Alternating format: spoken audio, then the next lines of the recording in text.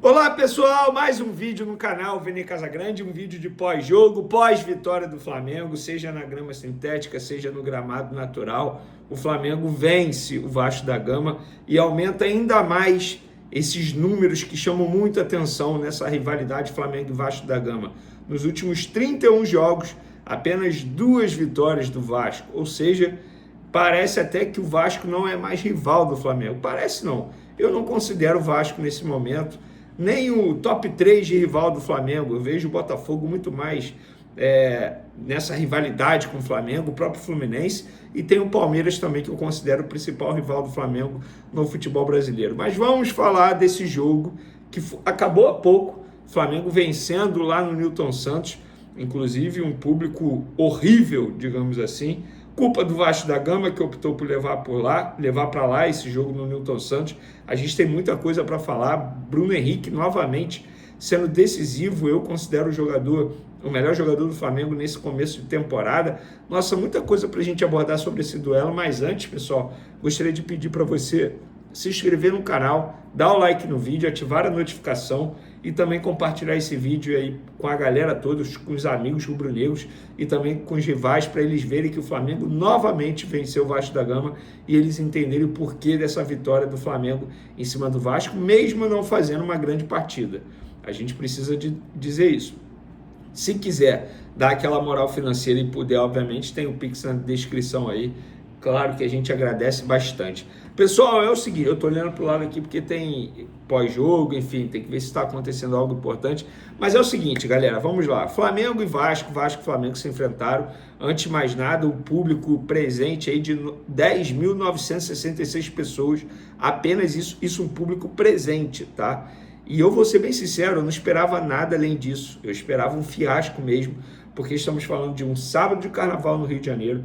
O Engenhão Newton Santos tem uma entrada horrível, o acesso é péssimo, a gente sabe disso. Estamos falando de ingressos extremamente caros para um campeonato que está esvaziado, é um campeonato que não vale de nada. Tem o jogo da volta no próximo sábado, ou seja, a maioria dos torcedores prefere investir, digamos assim, nesse ingresso caro no jogo da volta. Então tudo conspirava contra a ida do torcedor ao estádio Newton Santos e, obviamente, um cenário de um estádio lotado, como é chamado o clássico Flamengo-Vasco, clássico dos milhões. Mas de milhões não foi nada, foi muito pelo contrário, um Newton Santos vazio diante de um campeonato esvaziado, e os torcedores que foram lá não viram um grande futebol, não. A começar no primeiro tempo, gente, nos primeiros 25 minutos, 5 cartões amarelos no jogo, o jogo pegando fogo. No primeiro minuto, o Piton levou amarelo depois de forte entrada em Wesley.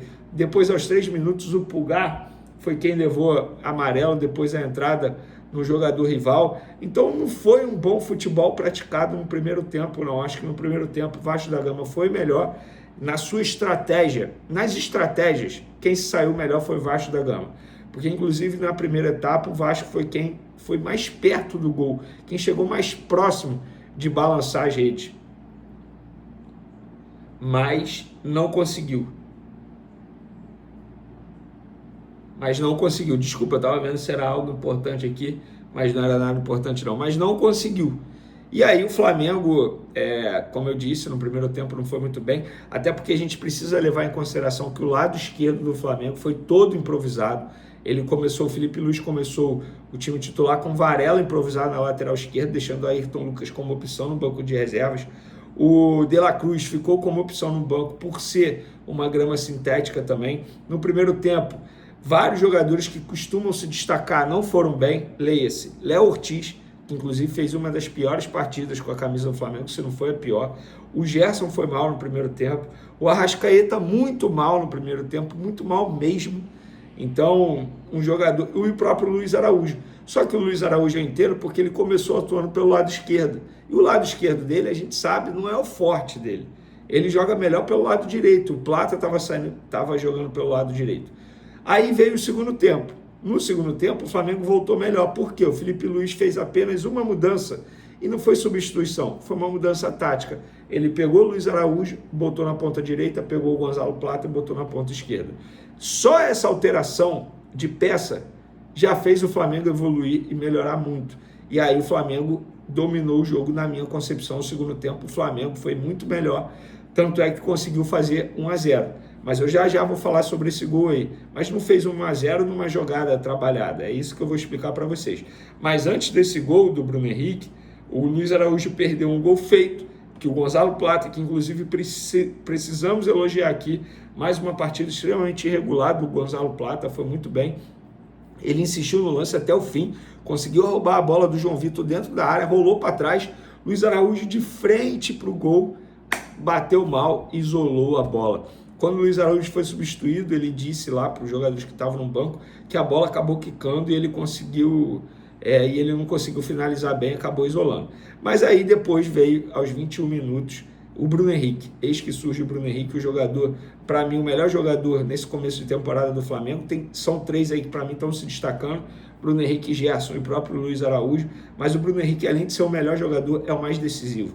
Comeu a bola na Supercopa do Brasil, comeu a bola em clássicos recentes e agora fez um golaço diante do Vasco da Gama, porque ele não comeu a bola. Jogou bem, beleza, mas não comeu a bola, não se destacou como se destacou em outrora, em outros jogos já nessa temporada. E aí ele fez um golaço, uma pintura, uma finalização no ângulo do Léo Jardim. O Léo Jardim, eu considero uma defesa, eu não considero que ele tenha falhado, que ele tenha dado mole, pelo contrário, era um lance ali, muitos podem falar que era defensável, mas eu acho que era muito difícil, é o famoso taca-luva goleiro para pegar. Depois que o Flamengo fez 1-0, o que aconteceu? O Vasco da Gama, que já tinha a obrigação de tentar vencer nesse jogo, porque o Flamengo tem a vantagem do empate nos 2 duelos, teve que sair mais para o jogo, e quando saía mais para o jogo se arriscava muito. E o Flamengo quase tirou proveito nessa situação,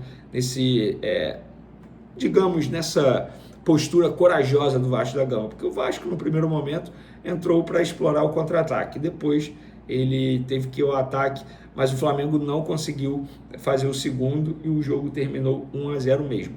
Diante de tudo que a gente viu, eu acho que o Flamengo tem que comemorar sim esse resultado. Novamente vence o Vasco da Gama, eu particularmente já imaginava isso, só errei o placar porque eu apostei num 2-1 Flamengo lá na KTO e errei o placar, mas a diferença foi a mesma, de 1-0. Eu acho que o Flamengo encaminha essa classificação, mas acho que esse jogo serve de aprendizado para o técnico Felipe Luiz, porque a postura do Fábio Carille foi basicamente a mesma postura que o Mano Menezes teve, tanto no jogo do ano passado, quando o Flamengo perdeu para o Fluminense, a única derrota do Flamengo com o Felipe Luiz até o momento, quanto no Fla-Flu desse ano. Foi a mesma postura que o Vasco teve, e o Felipe Luiz ele teve dificuldade de enfrentar um adversário com esse estilo de jogo, com essa estratégia.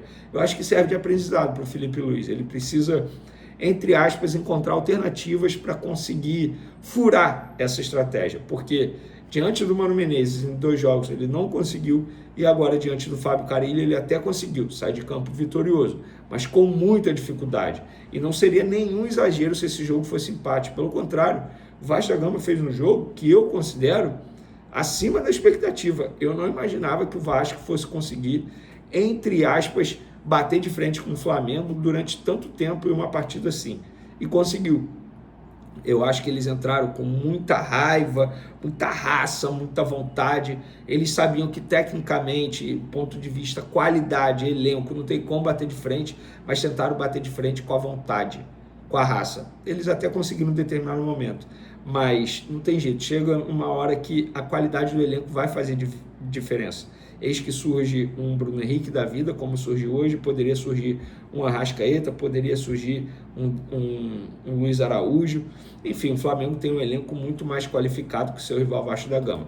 E agora, nos últimos 31 jogos, o Flamengo tem 18 vitórias, tá? Entre essas 2 equipes, 11 empates e apenas 2 vitórias do Vasco da Gama. Gente, isso aqui é uma freguesia absurda. Absurda. Pode não parecer, mas é óbvio que o torcedor vascaíno não gosta disso aqui nem um pouco. O Flamengo é o maior rival do Vasco da Gama. Eu peguei uma época que Eurico Miranda era louco para poder vencer o Flamengo. Peguei essa época, tá? A rivalidade Flamengo e Vasco, nossa senhora, era absurda. Hoje está longe de ser uma rivalidade absurda, mas bem longe. O Flamengo está muito acima do Vasco da Gama. muito acima, dentro e fora de campo. Valeu, galera. Abraço. Agora eu vou partir para as outras redes sociais que eu vou trabalhar por lá também. Tamo junto. Fui!